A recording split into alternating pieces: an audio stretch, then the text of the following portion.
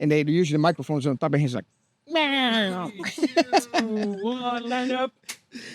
hi guys, I'm here today with Melissa and Talen. You know, like we're gonna talk a little bit about competition, training. Melissa's my first black belt. Talen's the son. They start training after, and now both this year both won Pan Ams. You know, I want to talk a little bit about the jiu-jitsu, how jiu-jitsu interact for them. What they did this year, the last couple of years. Then we're gonna start with Melissa. Hello. No, my first black belt, woman black belt. No, all black belt, but my first woman black belt and my first American woman black belt. From white to black. Yes, white to black. Yes, totally different.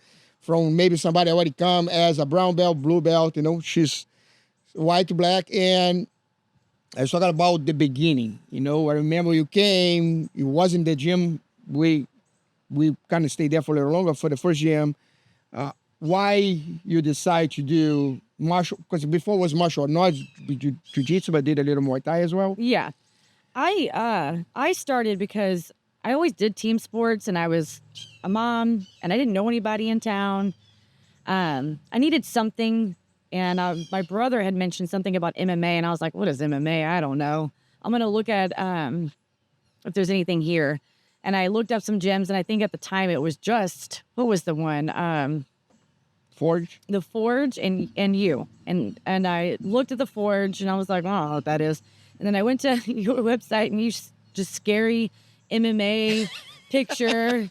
And I was like, oh my God, what is this? Yeah, I don't go for any of those. I was like, this is scary. So I think we just took a shot on it. And I had my husband, Brian, just went in to check it out. And I was like, you said we could try it. And we did. And it was done. I mean, it was literally done. I was like, I love the atmosphere. I like, the sport itself. I did the Muay Thai and Jiu Jitsu, but I just liked the whole overall, like being able to do something for myself. And then Brian was doing it too at the time. And I felt like, well, this could be our, thing. And I was hooked. It was done. And then, but you stuff Muay Thai and Jiu Jitsu. Why you decide to do Jiu Jitsu, not Muay Thai? Like something changed, something shift, or what is that? Something did shift. One, I felt like I was catching on a little bit better with Jiu Jitsu. I felt like the movements felt more natural to me. Muay Thai was fun, and it felt like exercise, and but it was because you could live spar with Jiu Jitsu. You could test out what you're learning. You could spar with Muay Thai, but it's different. People are holding back a little bit, and at the time there wasn't a whole lot of females and, with Jiu Jitsu either, but I felt like I could still succeed in Jiu Jitsu. So catching on and doing things and being able to try it was it. And I think what really got me was the first in-house tournament. Oh, yeah. It was a bad one for me because I lost. Wasn't bad. My first one was yes. Second one was like, I thought I was... And these are just a couple months of training, It was right? just a couple months of training, and I was like, oh, I'm doing this again. I want to do this again. And I was just, I mean, it didn't take much at all for me to know that this was, I knew from the very beginning that I was going to become a black belt. I didn't know when, I didn't know how, but I knew I wasn't going to stop until I got it. Well, still don't stop. But, And as you say, you get a black belt, it's like you're a white belt again. and I do, and I still feel that way, like at times. And I've been a black belt now for almost 9 years, and I still feel like, God, I don't know enough. Then, look, together from the beginning, you came because like you was pregnant right away after him, right? He was 8 months old. So I was still nursing. I was still like taking care of a very young baby, and I had a 3-year-old, and I just needed something too. Like I didn't want to, I love being a mother. Every mom loves being a mother, but I felt like I needed something for me. For yourself. And to release and kind of, get away from the house for a little bit, because we had one car. Like it was, in the early days of struggling as a new family, and it was my time, and I cherished that hour and a half that when I came in, and I mean it gave me something that I desperately needed at that time. And then like that together around that time too, I remember like you showed me a picture that when you joined the gym, maybe a little bit before join the gym, and then I think like 6 months later, If not we took sooner. we took Yeah. another picture. Was like a totally different. Totally different body. And now I will say I was a little chunky, but I just had a baby. But I was chunky before that, so let's not lie. I was not in shape. I won't say I was severely overweight or anything, but I was definitely No, you dropped 30 pounds. yeah. I dropped like 30 pounds in I think 4 months. It was Yes. fast. And because it wasn't just the jujitsu, it was the lifestyle change. I immediately adopted it. I was like, I want to be healthy. I want to eat better. I want to take care of my body. And I mean, it was just immediate. And I felt like this is what I'm And that people say, like, for example, sometimes people ask about, like, oh, jiu-jitsu can make you shred, make you losing weight. If you put it as a lifestyle, yes. Yes, Right? Because then we're going to look at what you eat, we're going to, the exercise, the mindset, all the aspects outside the mat, right? I was not working out to have a good body. I was not working out or eating good to have a good body. I was working out for my jujitsu to be better. I was eating clean so I could compete better.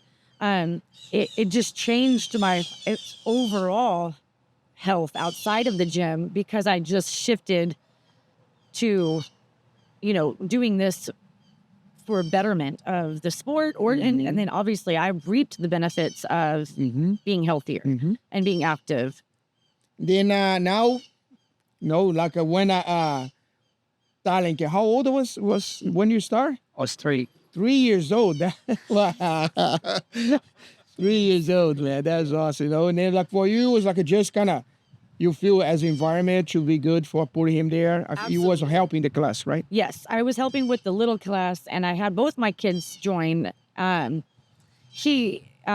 knew that he needed to be around other kids, and he needed to, this would be a fantastic sport for both my kids to be involved with. And I was like, it's at our fingertips. It's right here. And I always felt so lucky that you found your way here. I tell everybody this. I'm like, little old Vero Beach.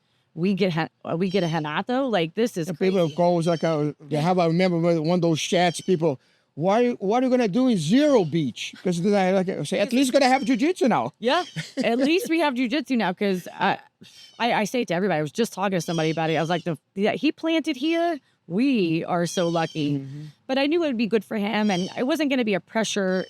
I was never going to pressure him to continue to train. I just wanted to introduce him to it and see if he fell in line with because it's my lifestyle. And it wasn't going to force it on my kids, but I was hoping. Then you start like 3 years old. Now it's 12 years doing this. Yeah. Talk to me a little bit about when you start, when you really start like it. What do you like in jiu-jitsu? Oh, when I was younger, I really didn't care about jiu-jitsu at all. So I say like when I start like 12 years old, I started caring a little more. I tried to want to learn more moves, but really starting now, I started to love it. Yeah, I see I see like the transformation. I see that the transformation, especially this year, was a huge transformation. See you, like it was coming, it was hanging out there, but something clicked this year on you that I see you training more, not just inside the gym, but running, working out. You know what changed on you that really inspired for you for change? It was probably the fact how I competed in Pan's Kids 2022. I lost. And I was like, I need to train harder. And I'd say, and I did 2023 Pan's Kids, and I lost that too. And I was like, man, I gotta change something. So I finally just started, doing the extra work, eating clean,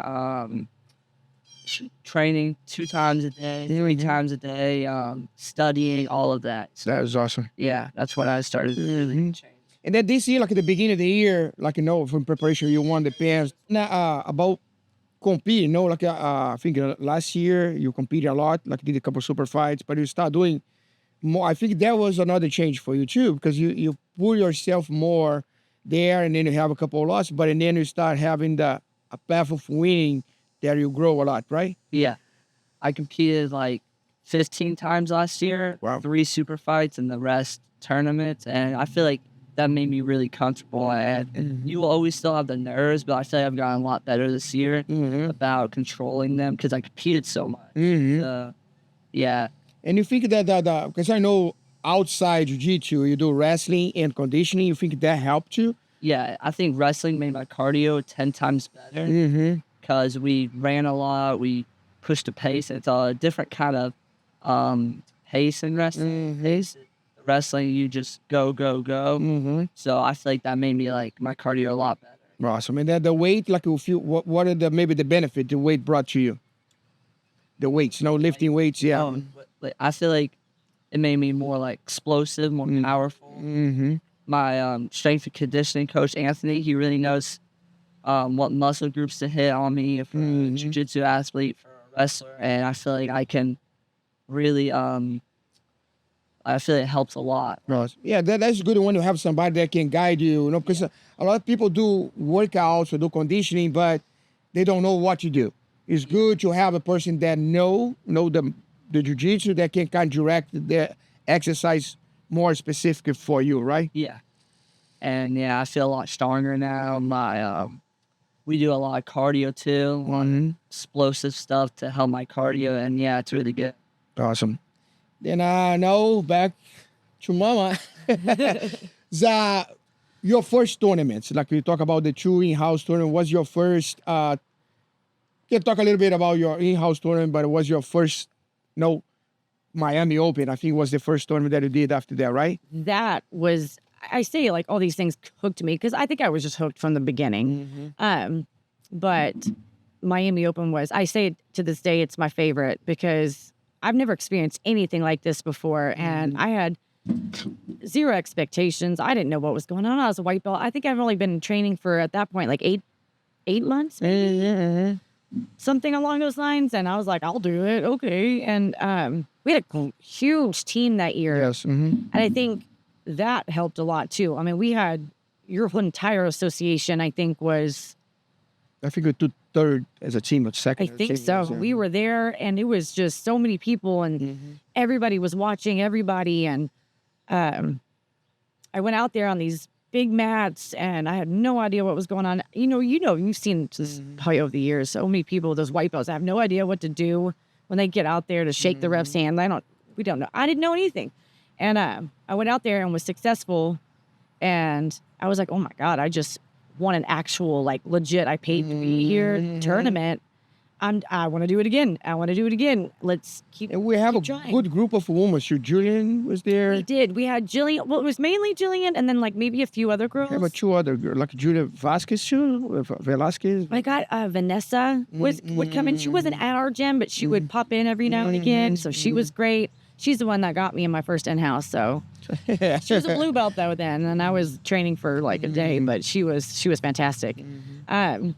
We had a couple girls, that would come in before, from the association, I believe. They would come in to train a little bit before Miami Open. So I got to experience,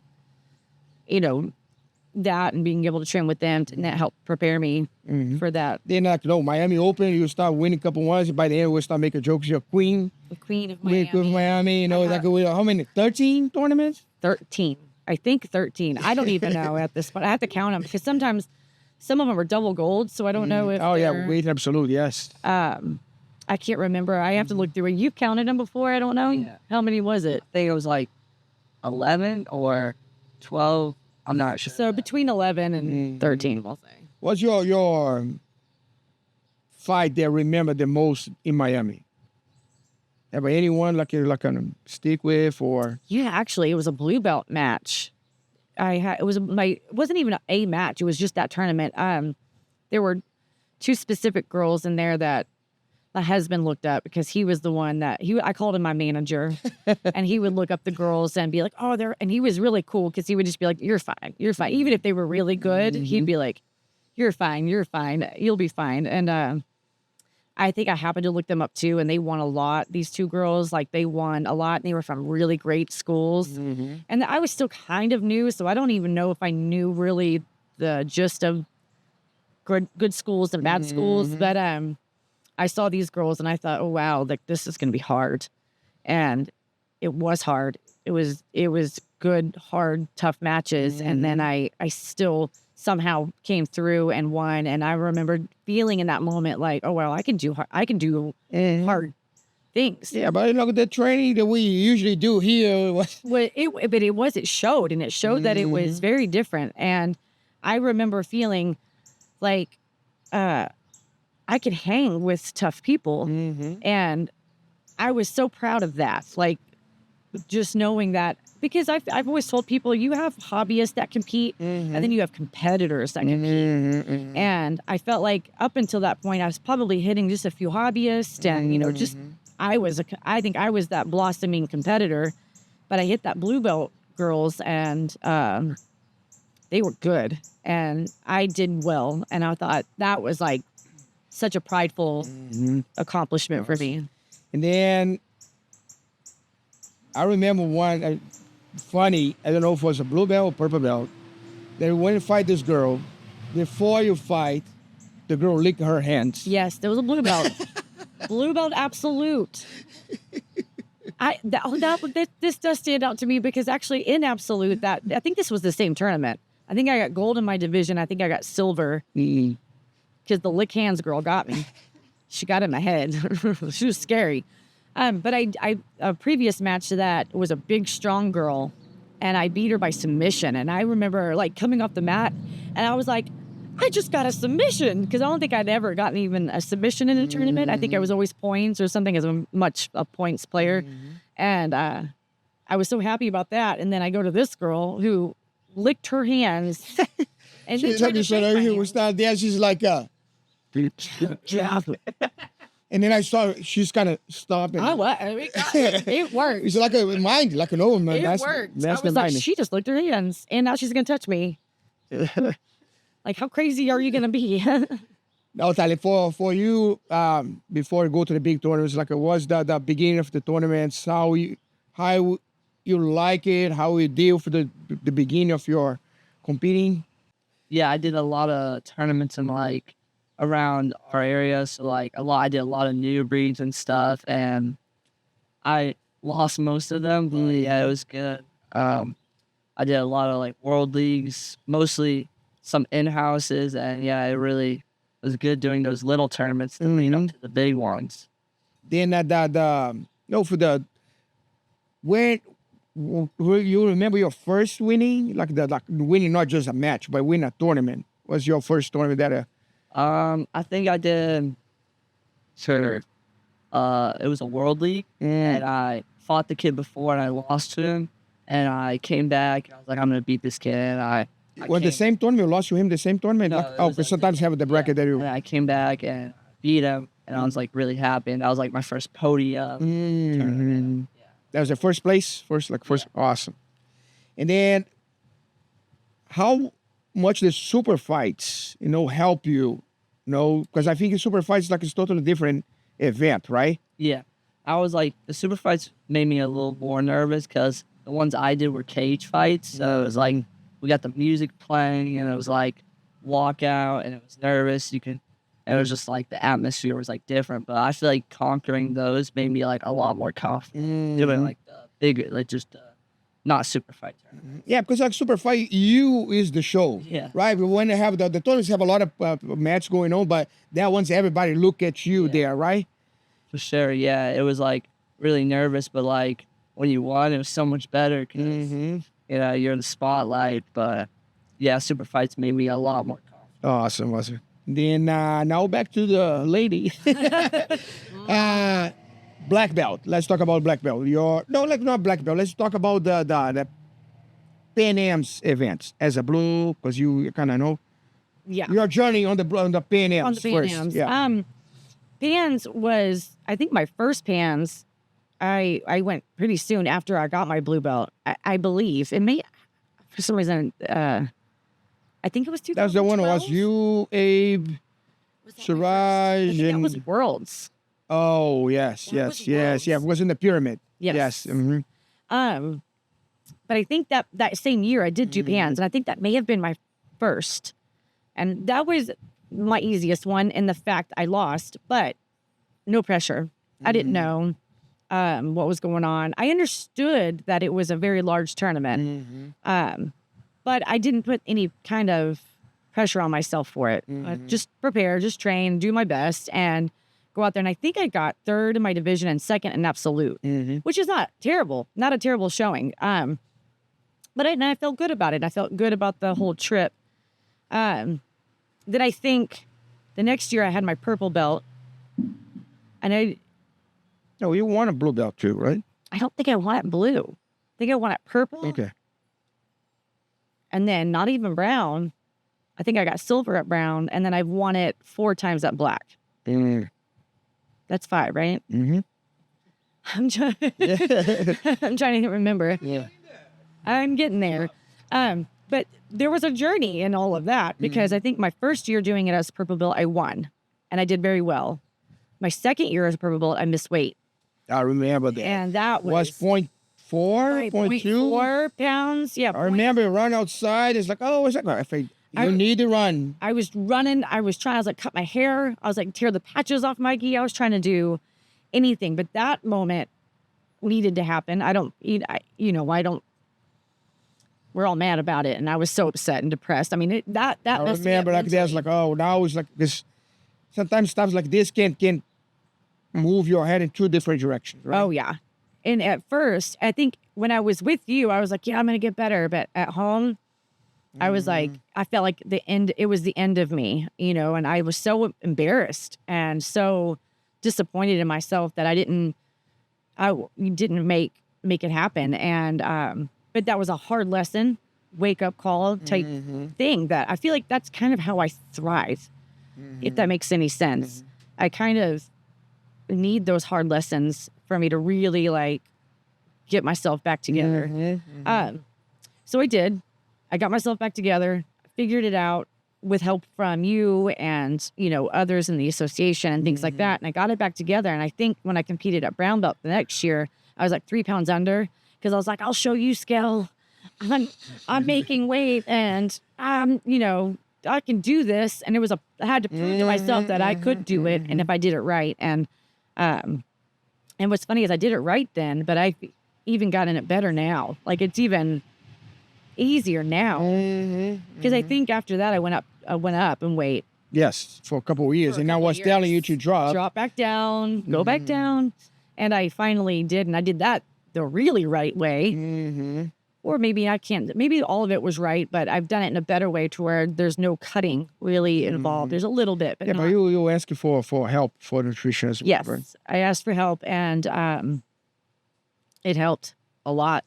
Someone that knows what they're doing. You always think that you can just kind of, I'll figure it out. I have a little bit of knowledge. I can do it. It's not the same, and I did it and I've just been following that and it's been a breeze now. Then you won 4 times PNMs. 5 total. No, but as a black belt. As a black belt 4 times, yes. Then what was because you did absolute in those 2, right? Some? Did I? I think I did on some, not all of them. Okay. Because sometimes it depends. If I win a tournament, I'm kind of like, I did my job. Let's go eat, type thing. And then there's sometimes if I've lost, if I got silver, I'll kind of want to put it back. So it just depends. Then those tournaments, like what's the one you highlight better? What was For the your black year? belt. Yeah, as a black belt, yeah. There's 2 in particular. My first one, because I got promoted to my black belt in December of 2015. Pans was March 2016. So it was just a few months after. And I thought, oh my God, I'm just jumping in there. Let's just go. First black belt tournament is the biggest one you can do. And I'm not ready. And I said, oh, if Master promoted me, he knows what he's doing. He did it for a reason. I've got to trust him. So that was my mindset going in. Like, I have to trust him. Because I don't trust myself. And this is a little scary. And we trained hard. I feel like we all trained really hard. And that was a hard tournament. It was back in the day when it used to be 2 days. We fought to the semis and finished the next day. And that was hard for your body. It's so hard for your body to have to like go up and down like that. Especially when you need to drop weight for the tournament. You want to get it done and then be able to. And just be done. Because you want to eat, you still have to eat clean for the next day. Just feel good. But that one, I think my first match was against a girl who beat me before, and I beat her pretty solidly. And I thought, oh my God, that was a win already in my mind. I was like, I beat a girl who beat me. Next day was like I was the first fight of the day, I think. One of the Yeah, remember, we got there earlier. super early, like first fights of the day. And I fought this CrossFit girl who picked me up like a baby. That year, my fight was 8 o'clock at night. Next day, you were the first one of those first fights. Yeah. So you were coming in at like late and then having to be there. I think it was just that was crazy. But I fought this girl and I beat her and I thought, oh my God, like I know people, that's my mindset shift that needs to happen. I feel like I'm always so behind, like, oh my God, I did that, instead of being like, I know I can do that. You know, that's what the difference between the two of us. He already has that. He has that built into him. Like, I can. And I have this like, you know, we'll see, which you hate. I know that. You're always like, come on, believe in yourself, you know? And, but I ended up getting into the finals and I was beating the girl on points anyway. And she ended up getting DQ'd from a reap. And, I won pans being a black belt for just a few months. And I think that was like, he was right. That's what I kept thinking in my head. Like, he knew he was right. And, you know, you have this in your mind too sometimes, like, oh, I think so go so well, something's going to go wrong. I do. I do. I do. And I remember one day, you don't cuss very often. But one day I heard a few cuss words coming out of your mouth, but they weren't mad. They were like, just encourage you. Yes. Like, stop it, you know, stop that. Then, yeah, like about, like, you said I curse. I don't curse. You don't curse. Not very often. I mean, I've known you for 15 years, and I can maybe count on one hand how many times I've ever heard you, and that was one of them. But sometimes it's needed, you know, just kind of. But it, well, like I said, it wasn't an angry cursing. It was a more just enthusiastic, like, get it together type thing. That was my first big pans that I was, like, so proud of. And, I mean, I was on cloud 9 for probably that entire year, honestly. Like, I don't think anything else mattered to me for that one.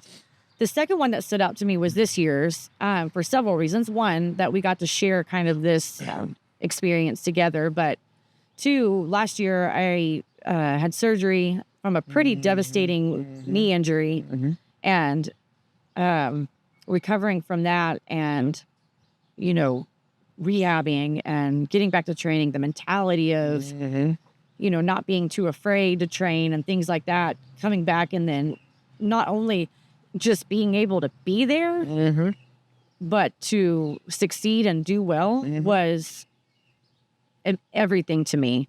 And I just remember, like, the year before, being in bed, it was like 2 days after surgery, and I was watching you on TV at Pans, and I remember being so like, oh, I'm not there, and ouch, you know, I don't feel good.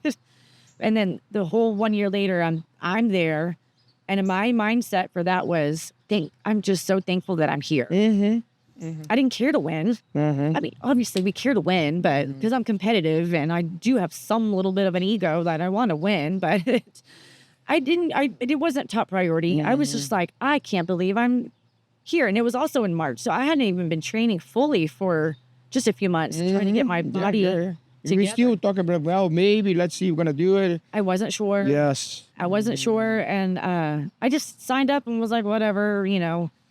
I played it day by day. Each day that came closer, I was like, I don't have to do it. If I don't feel right, I don't have to do it. And he came with me. I think you and my oldest came with. And there was all these people saying they were coming to watch me. And I don't like that usually, because I'm just like, pressure out to perform for these guys. And that's a challenge that I had in the past, and I felt like I had to be something for everybody. But I didn't care, and it kind of fueled me. I'm like, I got to do well in front of, you know, it's in front of Talon. I know it sounds silly, but I've been his little cheerleader all year with his 15 tournaments I've been driving him to. I'm like, it's my turn. But I always want to perform well in front of everybody, and I did, and I remember, like, again, I could have just been like, I don't have to do anything else this year. Like, that was a big accomplishment. I struggle with balancing it all for a while. There were times as a mother, I felt so guilty training a lot, because I was such an avid competitor. I wanted to be training. I wanted to be there. But then I I felt that guilt of not being at home with the kids. Well, when I traveled a lot, we could be doing family vacations, but here I am going to California by myself to compete. And I struggled with that for a while. And then I was kind of coaching, but not fully into it for a long time. I was like always like an assistant coach for a long time. Then when I became more of like one of the head coaches of the kids program, then it's like, oh, I got to care about all of you guys too, and trying to balance it all as well. And I kind of take a lot of motivation from Master, kind of like I try to watch and mimic and go, how does he balance it? And, you know, when does he kind of lay low on teaching for when he's getting himself ready? Then when does he come back in to, like, you know, so kind of just watching and learning how to balance it. And now that my kids are older, it's 1,000 times more easy now. But back in the day, there have been many conversations and tears and like. I remember like, no, but I don't know what I do because, you know, my family. I said, yeah, but that's your time. It's just a couple of days for you.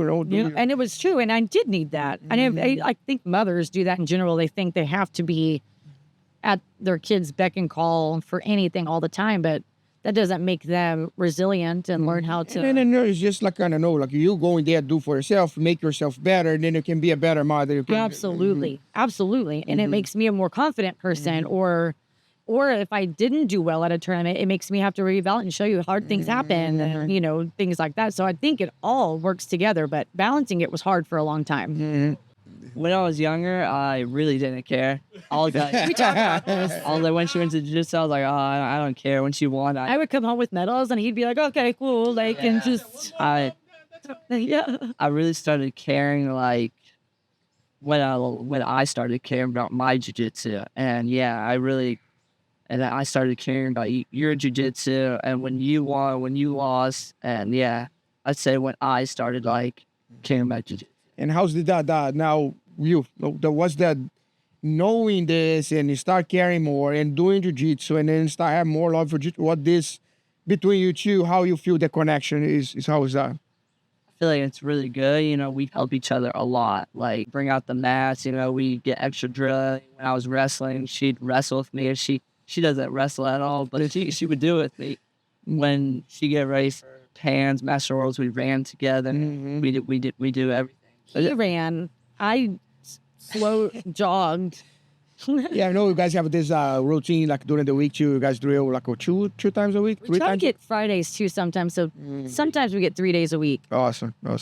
Yeah, that's good connect. Now, you know, like that's like the gym. One thing for the gym, you always like connect families, you know. And then I see before, like he was doing his stuff, you were doing stuff. By now, you know, he's competing more. He's in different level, different age, size. Now I see you guys connecting more. You know? Oh, we've always been close. You know, I'm very close to both my boys. But I think there's things in each of us that we feed off of. I love, like I said earlier, his mindset. He has got this natural mindset for, like, when he wants something, he's gonna get it. And I don't have that, and I envy it. So I kind of try to, like, surround yourself with like that. I think, and I have that more technical aspect of like, hey, I do have knowledge. Don't forget that I do know things. And I think in the beginning he used to be like, yeah, like whatever, mom. But now, like, if I correct something in a drill, he's like, okay, and he like fixes it. And sometimes. But we do work well together, and we actually can drill, and we can't. I don't know if I like training with him anymore because he's just good. I mean, I'm good too, but I just can't keep up with his length and things like that. But and we have our moments of like, oh, you're annoying me and things like that. I thought yesterday was fine, honestly. It was like a little bit. Yeah, man, I can. Yeah. I think that was a hard transition from him being a little boy to me just being careful with him to then. Now he need to be careful for you. Now he has to be careful with me. And it's so true. And I'm just like, there was that first moment where I knew he got me. I was like, my ego couldn't suck it down right away. And I was like, oh my God. Now I just accept it. And I'm like, can we promote him so it doesn't look so bad here? Because my God. Then that is your, you know, like you talk about 2022, 2023, 2024. Talk for us a little bit about your journey on the pants, you know? Yeah, my first PANS 2022, I trained hard, but you know, you could always train harder, and I still didn't eat right. I didn't do anything extra. I would just go train and then come home. And my journey was okay, but you know, it wasn't good. I could have done so much more. I didn't train hard enough, and I lost, and it showed that those kids, I needed what they were doing. I needed to do what they put in a lot more work, a lot more times, and yeah. And then 2023, I thought I would train harder, but clearly I didn't, and I would come train more. I'd lift a little more weight, but I didn't like eat right still. I didn't do more extra stuff. I didn't do extra cardio, extra drilling time. So yeah, I'd say my journey's there. Like, I thought I was training really hard then, but this year I showed myself what hard training is. Yeah. And then, you know, like for the following years, you know, like the stuff just grow, you know, because, you know, everybody, like the one thing Carson will always say, you know, is like you're training hard, but everybody training harder than you know, but everything, there's going to be a stuff you get. There's a mindset, training, preparation, and the mindset, you know, like you always talk, like a mindset's a big thing on the stuff too. And then it's nice to see that you have the drive, you know, to, I want to do this, I want to do better, I want to train, and then start believing you that you can do it. That's a huge thing. You know, it's good to have in that age, you know. You know, talk a little bit about your mindset, you know, that you always had there, something shift for you have there was a... Yeah, before I'd say I'd have a really, really weak mindset. I was very weak. I'd say it took me losing all those tournaments to build my mindset. And, you know, when I started winning more, I started getting more confidence. And that's when I started boosting my ego. And yeah, I'd say it was one tournament where I beat like blue belts, and I feel like I can do this. I knew, and it was before this year's 2020 PANS kids. I was like, I can do this. So I'd say, you know, losing, winning, that kind of shifted my mindset. I don't want to speak for him, but just from a mother's aspect of what I would hear and the difference I would hear before the first two PANS, you know, he was training and doing things, but he would say things like, do you think I'm going to do well? Kind of doubting himself. Yeah, do you think I'm going to do well? Yeah, I think you're going to do well. Just keep training. You're going to do well. And then this year, he goes, it's my last PANS. I'm going to win. Every day. I'm going to win. Yes, the visualization, you know, the stuff you see yourself, like that's one thing that's important too. You know, a lot of people has doubts, and then the doubts going to make you go, when you compete, you're going to have doubts about yourself too. Right.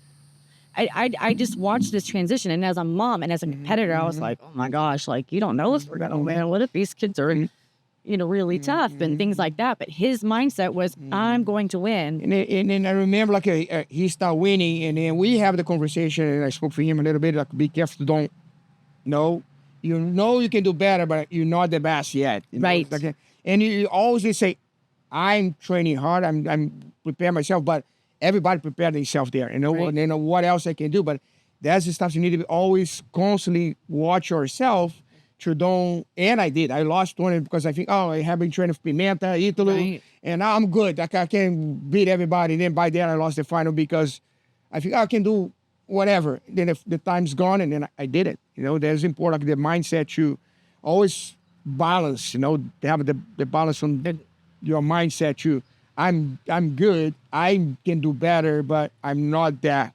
I'm the man. I'm that. No, Right. Well, you saw that on you for a little bit. Oh yeah, I tell myself mostly every day. Yesterday I was like, I'm not the best yet. Like, I did extra cardio. I was like, I could always train harder. You know, these kids are training even harder or as hard as me. So I gotta keep my standards low and tell myself I'm not the best, and I can always be better. So yeah. Awesome. That's awesome. Then, Melissa, now let's talk about Mundial. Mundial. That one. Wars. Talk about, like, the journey was long, and you did a lot, you know. Let's go. I love Worlds, obviously. I love Worlds, and I've had good success in Worlds. I won it in purple and brown, and great matches, great, training camps for them. My purple belt days were great. I really loved those purple belt days. Everybody I think I talked to, they love black belt and they love their purple belt because that's transitioning moments, and it's just, I had a great purple belt career, I guess if you call it. And I loved it.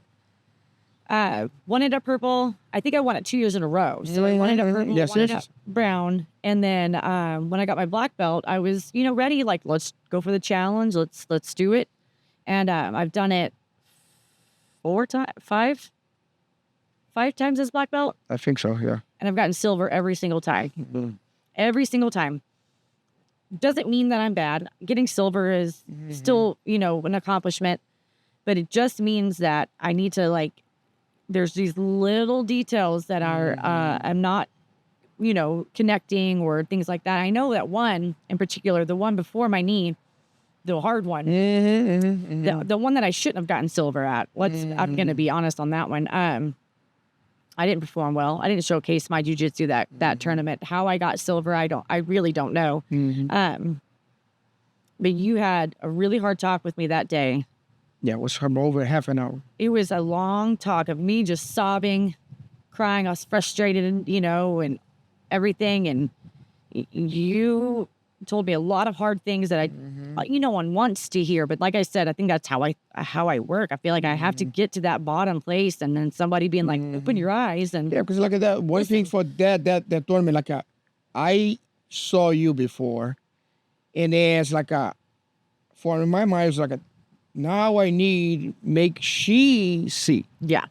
So not just I'm telling, but I need I cannot stop in telling her all the way till she see, what I want she see. Right. Because I saw you, I know you. Yeah. It's but I cannot just talk a little bit and then, gonna be okay, yeah. No, I want to make sure you get it.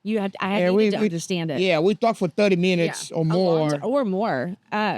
You laid it all out there, and I was already struggling with, that mindset. I was having a hard time with that mindset of balancing everything. I went to Worlds because I thought I needed to do it for the kids class. I wanted to show the kids that I'm a world champion. I did it because we had a huge influx of really awesome girls that came into the gym. I got to show these girls that I'm a world champ. I did it all for everybody. Not for you. But nothing for me. I was not competing for me. I wanted to show you because he was just getting into that. I always want to, of course, Master, look, I'm doing great, type thing. But I did it for everybody else except for me. And I think that's why, I needed that hard talk. And I shifted, bam, right then and there. I think I went home, contacted the nutritionist, Jen, and I was like, let's go. I got to fix this. I got to figure it out. Let's drop the weight. Let's go back into, my old school division, and let's restart. Let's revamp everything. And you motivated that whole thing, and I just did it, and I dropped the weight. I got everything ready, and then the knee happened. And I think the knee was supposed to happen. I know it sounds awful. No one wants to be injured, but that hard talk, that realization, and then, oh yeah, you're not doing jiu-jitsu for you, I'm gonna take it away from you. I feel like the universe took it away from me. And then I immediately was like, no, clawing back. Like, no, I'm not done yet. I need to be here. I need to be here for me. I love it. This is my sport. And I mean, that coupled with, all of the recovery and stuff was eye-opening for me. And what was needed for me to kind of have that spark again. And that's I don't need to worry about what other people think. Yeah, that's the one thing I took notes here when we talked a little bit before about tournaments like that. When you compete, is you there. Of course, you want to do well, have people that are going to cheer for you, but you're not doing it for them. Absolutely. That stuff is for you too. You're not doing it for me, you're not doing it for your mom, you do it for yourself. The time you put on the mat there, the time you're going to, put yourself, I can't do this, is for you. Maybe the future you're going to start be a coach or something. Don't put the pressure on anybody else. So for them, they spend all this money. Is you there. nobody else. And then like I do today, like I'm not doing for medal, for title. Oh, I have this amount of. I do because I want to keep inspiring people to do what I do. You know, I mean that's another thing too. No, don't do for anybody else. You know. And then I see you like the shift in your mindset. I see you're growing. And what do you see you from now? Because now you go, next year, maybe you're going to go for next belt, a different level. What do you see? What's your mindset for your next year, you know? For next year, I'll be juvenile, so a lot more competitions. And that just means I have to train even harder. And I'm going to keep pushing the pace, keep training hard, keep doing everything I need to, you know, keep traveling, keep training. And I'm going to even train even harder. Then like, as you know, like yes, I was talking to Mateo, and I see Mateo growing. We saw Mateo growing, friends from like you too. You know, as a little kid. Now he's 20 years old. And I talked to them like, you know, who you have as inspiration. You know, who you see, people that you look into. I want to be like this guy. You know, of course, you always have somebody that you're going to look at for now on. In the future is you. You're going to put yourself there. But who your people inspire you now? It inspires me. I'd say there's one guy in particular. His name's Dorian Oliveras, and I really love his mindset. And I love how he trains. I love how he pushes pace. I watch him mostly, and he just did ACC, and yeah, I'd say Dorian. And then I know because like I was talking for Mateo yesterday too. A lot of people see the results, but they don't see the struggle. They don't see the hard work. No, then we talk a little bit your hard work. You have what you put it on. What struggles maybe you had during these years and stuff like maybe make you better? You know, what maybe one tournament, one thing happened to you? I'd say first maybe my eating, because I kind of don't eat the best, and you know I struggled because I had to make a certain weight for parents, and I was over. And that was a struggle, a lot of tears, you know. But I'd say eating's probably one of the big diet. Yeah, for sure. Because that made me struggle in wrestling. Because I was supposed to be a certain weight, and I'm like 10 pounds over. That's the big thing. I think another good struggle too for him that he might not see was that he had that weird transition of going from kid to adult classes and having to like shift into that, and then, you know, learning your body, learning how to like train with adults, and that level of like getting beat by Cooper every day type thing. That is stuff kind of true, because you like you have your one class that you beat everybody, and you go to that class you get your butt kicked for everyone for a long little time. thing. Yeah. But that make a huge difference, right? For you? Yeah, when I transitioned to adult class, I got beat up like every roll. And it wasn't for a while. I started, you know, like being like fine to train there. Yeah, it took a while. Oh yeah, but I needed that. You know, I needed to get beat up because the kids class I kind of beat up on everyone, but like I transitioned and just everyone destroyed me. Yeah, but that's the stuff we talk about a little bit. The struggles that you have to make you grow, right? Make you getting better, right? Yeah, sure. Yeah, the struggles are a part of it. You know? It's not like shown, but struggles are. I think losing a lot. I mean, there was a lot of tournaments he lost, and I think these were all realizations of I could get better, I could train more, and that I do. Like I was even telling him yesterday when he was training, he did very well in training yesterday, but then he went with Mateo and just goes. Yeah, Mateo's a different level. He's a different breed. But I was like, do you see? There's always levels to technique. Yeah. Like you could do really great, but then there's going to be someone that's still. You know, and when you feel that, I think that makes a big difference in how you. Yeah, like people can feel that and say, I don't need this, I don't want this, and then quit. Or like, no, oh man, I want to get in that level. I think that's why I stayed. I thought I was just getting beat up by you, and then when the whole Pimenta, when all of them came, I was just like, this is so cool. I want to be like that. So, and it pushed me to want to, I was never like that. I never got there, but. Let's go, like, you know, back to like, you know, for you, the injury, the words, injury, overcome, and then now what is your mindset, what you see, like the last tournament you competed in Worlds? It was Worlds. Oh yeah, I didn't even get into that one. So I kind of went in. This one I was a little bit nervous. It was his first time traveling for a competition. My first time coaching. I've never coached.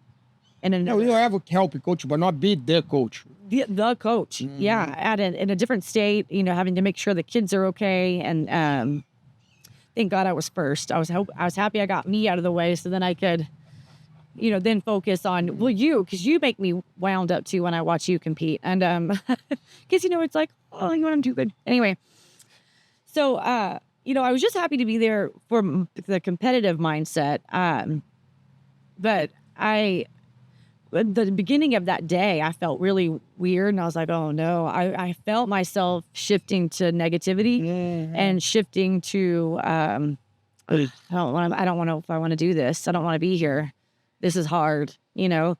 And then we were hanging out. I think we went out of the arena or the convention hall to kind of just get some more space and some quiet. And then we laid down on the floor, rested for a while, and it was just like, I guess that's all I needed was just quiet and rest. Because then I was like, looked at the time and was like, no, I'm going to go now. I'm going to get ready. And it was just fine. And then I was like, all right, wake up. I need to be slapped. Where's Master? Let's go. I'm ready to go. Like, I've got to do this. I have a couple of slap on the face, like especially on that lower belt. I was ready. She's like, I think it was the first Pan Ams or something. Yeah, I think it was a blue belt. Yeah, my first. She's like, Melissa, come here. She's like, what? And like, on the face, like, bah. She's like, go there. Like, all right, okay. Yeah, wake up. Wake up. That's what it was. Wake up. And I needed to wake up. And if you're out there, I slap myself now. It's not probably as hard, but I get myself going. I got myself going. I feel like I performed well.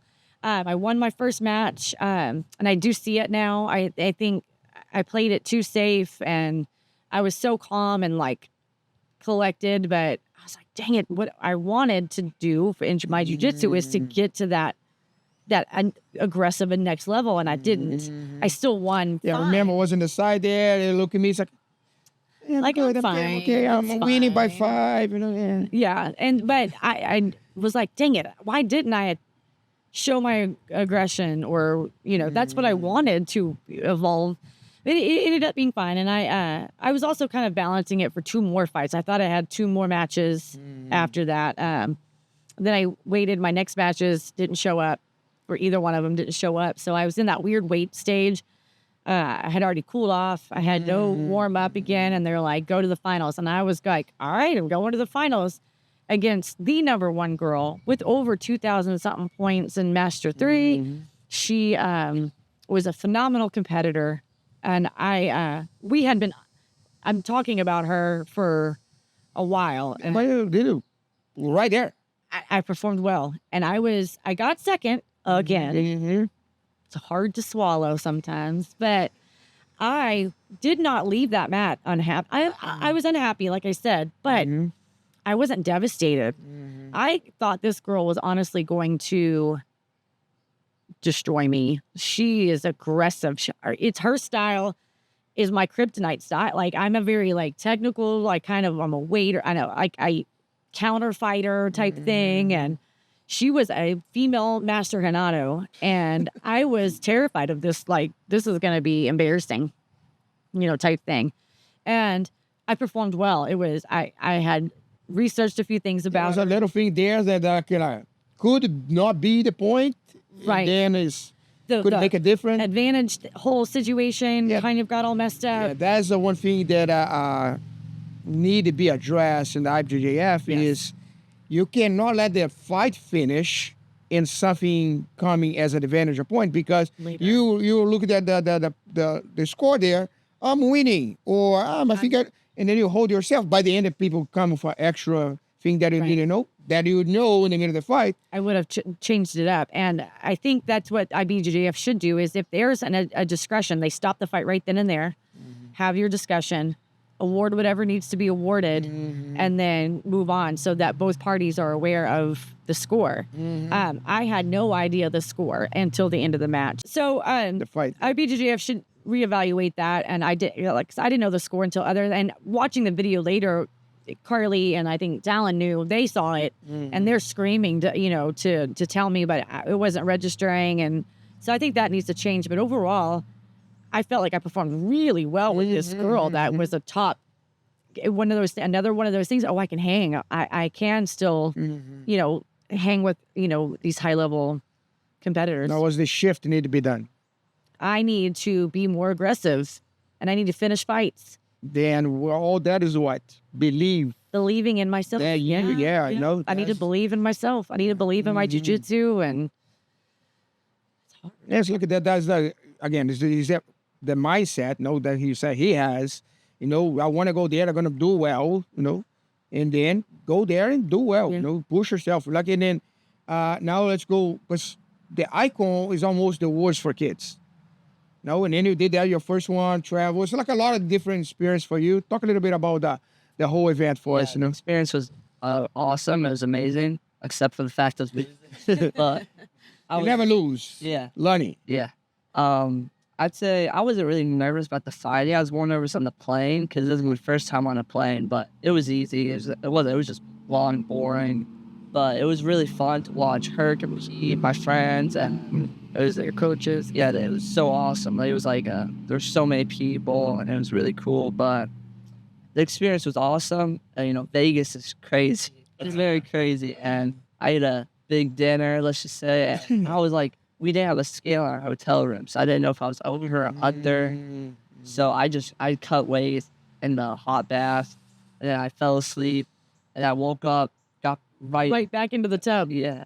So I was like, make sure I'm under, and then I checked. Make sure you're not sleeping on the tub too, right? Definitely did. And I checked my weight, and I was under. I was weighing at like 155, my neon, and my division was 161. So this year I haven't really gone out much. Like you're okay with that? Yeah, I'm perfectly fine with that. I haven't gone out much really. I just train. Yeah, that's it really.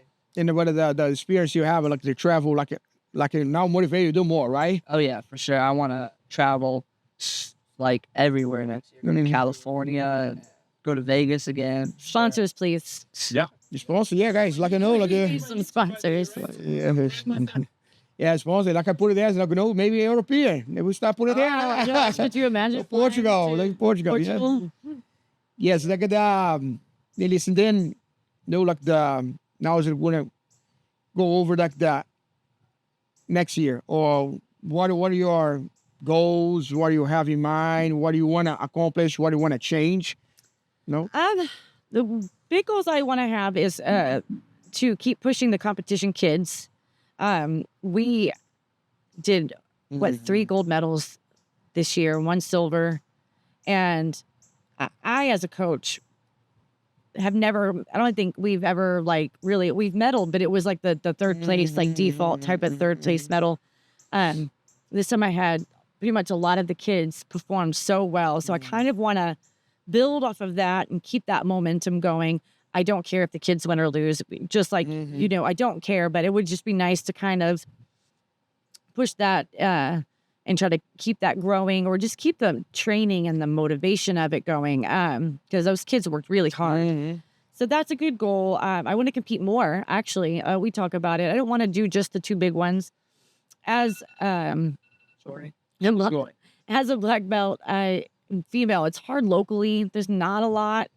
Times I need to compete in lightweight because I have nobody to stand the weight. Yeah. Right. And I feel like I have to go down in age or up in weight, which I would. It's not that big of a deal. I'd like to compete a few more times, because my dream when he started to compete was to do it together and have championships together, and that be our kind of like our fun thing. And I'm aging. He's in his, beginning his career, and I told him I'd compete until I couldn't anymore. So that's a goal. That's Master 7. Still have time. Right, Master 7. That's good. So I have that as another goal. I'd like to kind of still be a good mentor for the girls at the gym, and be there for whatever they need, and training partners, advice, just to vent, whatever they need me for. I really like to be there, for them, and, help guide them in whatever they need with training and everything. But really, those are my 3 main goals: are just the kids, the girls, competing, Yourself. myself, keeping myself and building on myself and trusting myself. Be And you? What's your goals? Yeah, so I have big plans next year. So I have to get through, I have like 4 more tournaments this year. One's next weekend. And for next year, I'll be juvenile. So I have a lot more opportunities. And I'll be getting out of wrestling season when there's pans. So that's going to be kind of hard, but hopefully I can Manage. And I want to do adult worlds for sure. And all the opens that I could fly to or in Florida, like Orlando, Tampa, Miami. Awesome. You know, hopefully I can do more 80s this year. I'm going to try to stay away from like the littler terms now and more like IBJJF. I just can challenge you, right? Yeah, for sure. I want to be the best version of myself, you know. Awesome. Compete a lot more, but yeah. I feel that there are several reasons that you can join, you know, jiu-jitsu for a female. Like I said, there's hobbyists, there's competitors. So if you have that competitive mindset, absolutely. I think that's, you know, a pretty easy journey for a woman to do if that's their goal. The hobbyists are the ones that are hard because they don't understand why they would want to get into this. They don't understand, but what needs to be taught to them is that this is not just your sport. This is community. This is safety. This is protecting yourself. This is showing you that you can and that it's worth it for daughters, mothers, all ages. Because for me, I did kind of do it in a more competitive path. But the confidence I have just being able to walk around knowing that I could protect myself if needed. And I'm not saying that I'm going to go out and fight all these people. And I think that's what people get so confused that I'm going to go out and fight all these people. Oh, they won't mess with you? Well, no, because I'm going to probably de-escalate the situation and get away. I don't want to fight you either, you know, but if I had to defend myself, and that even when I say defending myself, I tell a lot of women this, it doesn't mean I'm going to go attack you and put you to sleep. What it means is I'm going to protect myself. I'm going to be aware of my surroundings. I'm going to get away and I'm going to keep space and, you know, deal with the situation. And that could mean walking away, calling someone, getting somewhere safe, or that could mean fighting. And knowing that I could do both, I feel like as a female is vital. And learning to be uncomfortable, learning to have people in your space and learning how to be able to control that space is vital for women of all ages, hobbyists, competitors, it doesn't matter. It's a life skill. And then on top of that, you meet really wonderful people and you meet really great friends in this family atmosphere that I wouldn't know what to do with myself if I didn't have you guys and everybody in my life. And it's a release, getting out, you know, getting some exercise, all of those benefits. But I think the main point is just to know and be confident that you can protect your body. You can protect yourself. You can protect your space. Protect your kids. Well, not anymore. He's mine. He's protecting you now. Have a kid, have them train, then they can do all that. It's pretty good. I feel like social media is a big part in nowadays jiu-jitsu. If you wanna get out there, if you wanna get sponsors. And yeah, I feel like social media is a big part. And a lot of these kids are even like they're like winning pans at like a young age, like younger than I was. Like when I was like messing around, they were winning. So I'd say, yeah, like social media is like a really big part. But yeah. Yeah, but how do you deal with it? Like how do kids, because social media can be a great thing, but it could also be detrimental. How can you, would training help you deal with that? The detrimental part, So bullies or, you know, that kind of aspect. Yeah, I feel like jiu-jitsu could really help with that sort of stuff, give you the confidence, give you the self-defense. And yeah, jiu-jitsu gives you really good confidence if someone's messing with you, bullying you. I never experienced that because But I think to piggyback, and I don't mean to steal from you, I just thought of it, but you don't even mess around with the negative part of social media. Like his social media is focusing on studying the things that he was looking after. And if he sees something, you know, it's giving him that confidence to not care. You know, like, I don't care about that, or, you know, to be able to move on from it. Do you agree with that? Yeah, for sure. I agree with that. Mostly my feet is just jujitsu. So I agree. That's awesome. And you guys brought the medals. Let me see. You know, what you guys accomplished this year. Mother and son. Where's yours? There's not yet. He's got 10 of them.